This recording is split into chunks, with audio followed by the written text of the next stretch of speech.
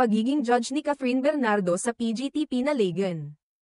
Umarangkada na ang mga balita ukol sa posibilidad na si Catherine Bernardo ang magiging bagong hurado sa pinakabago at pinabagsang edisyon ng Pilipinas Got Talent. Agad na nag-viral ang usaping ito. At samot-saring reaksyon mula sa mga netizens ang sumunod. Habang may mga taga-suporta si Catherine na nagsasabing tama lamang ang desisyon ng mga taga-produce ng show. May mga ilan ding nag-aalangan at nagdududa sa kakayahan ng aktres na magsilbing hurado sa isang malaking talent show gaya ng PGT. Ilan sa mga komento ay may mga hirit na hindi pa sapat ang karanasan ni Catherine sa ganitong uri ng trabaho, kaya't hindi nila nakikita na magiging mahusay siyang judge. Ang ilan sa mga komentaryo ng mga hindi pabor sa desisyon ay nagsasabing, hilaw, pa raw si Catherine para sa naturang posisyon. No hate, pero ano ang maiaambag niya sa PGT, tanong ng isa. May mga nagkomento pa na bagamat nagustuhan nila ang ideya ng pagkakaroon ng iba't ibang henerasyon ng hurado, mas gusto nila kung ibang personalidad, gaya ni Nadine Lustre ang makakapagsilbing judge sa show. Not a fan, pero mas prefer ko si Nadine over Kat na maging judge, ani ng isa. Sa kabilang banda, may mga nagtakang supporters ni Catherine na nagbigay ng depensa para sa aktres. Ayon sa kanila, hindi pa raw nabibigyan si Catherine ng pagkakataon na ipakita ang kanyang kakayahan sa ibang aspeto ng industriya, kaya't baka ito na ang tamang pagkakataon para mapansin ang kanyang ibang talento.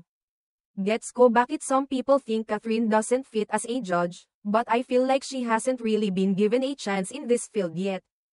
People always says na pakita yung ibang side ni Kath, I think perfect opportunity ta, ayon sa isang fan.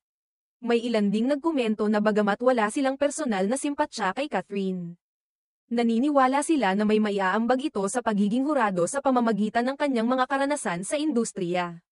She's been in the industry for so long and has seen different sides of showbiz, acting, endorsements, business, so she could offer valuable insights in her own way, dagdag pa ng isa. Ang mga taga-suporta ni Catherine ay nagbigay din ng mga positive na komento na nagsasabing baka mag-ulat pa ang mga tao sa kakayahan ng aktres bilang hurado. Sometimes, stepping into a new role can surprise everyone, saad pa ng isa, na nagsabing gusto nilang makita ang iba pang aspeto ng aktres bago nila ito husgahan. Samantala, hindi rin nakaligtas sa ilang netizens ang pagkakaroon ng bigating personalidad sa mga hurado. Tulad ng mga dating eksperto sa industriya o mga kilalang sikat na may malalim na kaalaman sa iba't ibang aspeto ng entertainment. No offense, wala na bang mahanap na iba ang abs? For the ratings na lang ba ang eksena? Tanong ng isa sa mga hindi pabor. Habang ang ilan ay may agam-agam tungkol sa pag-upo ni Catherine bilang judge.